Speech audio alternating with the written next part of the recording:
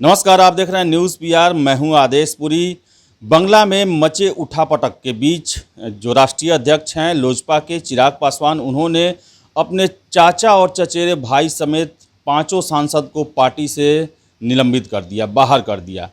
आपको बताएं कि इस घड़ी में जब ये माना जा रहा है कि जदयू जो है उसने ही सारी फील्डिंग लगाई थी और अपना बदला लिया विधानसभा चुनाव के समय का, तो वही राज्य की सबसे बड़ी पार्टी आरजेडी ने पूरी तरह से सपोर्ट में है चिराग पासवान के, और उनका ये पार्टी के संविधान के हिसाब से उन्हें उनका अध्यक्ष पद पर रहना वो सही मान रहे हैं, और उनके द्वारा जो कार्रवाई की गई है उसे भी वो संवैधानिक मान रहे हैं।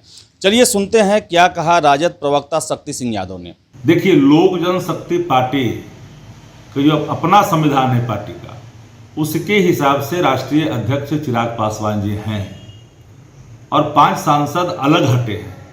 तो 5 सांसदों का वो संसदीय दल के नेता हो सकते हैं, पार्टी का नहीं हो सकते हैं, क्योंकि पार्टी संविधान से बंधा हुआ है और संविधान का मत साफ है कि जो जिला अध्यक्ष हैं, राष्ट्रीय कार्यकारिणी हैं, विभिन्न प्रदेशों के जो अध्यक्ष हैं, डेलीगेट्स हैं, वो वोटर होते हैं राष्ट्रीय अध्यक्ष के।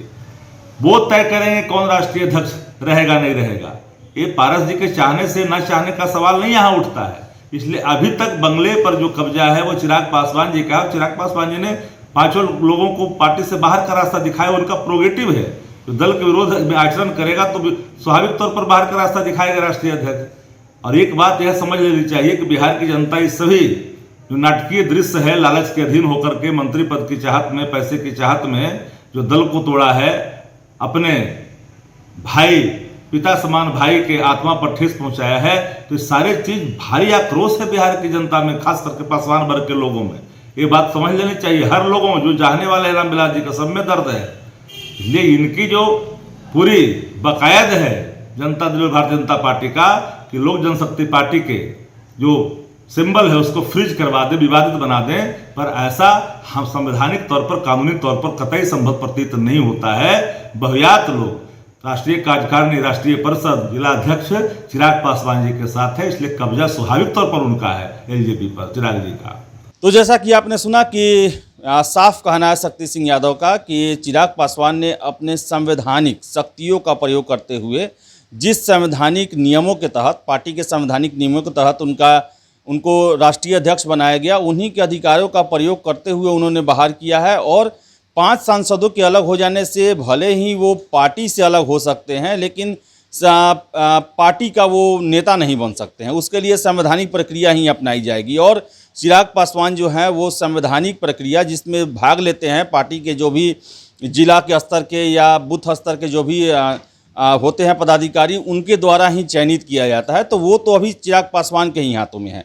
हालांकि आपको बता दें कि पशुपतिनाथ पारस जो हैं उन्होंने ये साफ कहा कल कि पार्टी के संविधान के हिसाब से हर एक व्यक्ति को एक ही पद पर होना चाहिए, और चिराग पासवान ने 3-3 पद दिया है। तो ऐसे में वो पार्टी के संविधान से अलग खुद काम कर रहे हैं। वही आपको बताएं कि चिराग पासवान आज 1 बजे पीसी करने वाले हैं, और जो कल से पत्र व्यवहार चल रहा है, पुराने पत्रों को सोशल मीडिया पर डाला जा रहा है चिराग पासवान के द्वारा, ये साफ कर रहा है कि अब पार्टी स्तर पर ही नहीं बल्कि पर्सनल स्तर पर भी जो है चाचा भतीजे के बीच में संबंध खराब हो चुके हैं। अब जो है इसमें किसी भी तरह से जो पैचअप की जो गुंजाइश है वो कम बचती है। आपको बताएं कि पटना आज पहुंच रहे हैं पशुपतिनाथ पारस, और उनके लिए जो है स्पेशल सुरक्षा की व्यवस्था उनके घर पे की गई है। ऐसा संभावना जताया जा रहा है कि चिराग के समर्थक जो हैं उनका विरोध कर सकते हैं। वही पार्टी ऑफिस में उनके लिए नो एंट्री लगा दिया गया है। जो भी 5 सांसदों ने जिनको निकाला गया है पार्टी से, जिन्होंने बगावत की, उनके चेहरों पर कालिख पोता गया है। तो अब देखने वाली बात है कि जो बंगला में बवाल मचा हुआ है वो कहां तक शांत होता है, और किसे बंगला में रहने की अनुमति मिलती है और किसके लिए नो एंट्री लग जाती है। लेकिन फिलहाल 5 लोगों को बंगला से बाहर कर दिया है चिराग पासवान ने। तो बहुत बहुत धन्यवाद।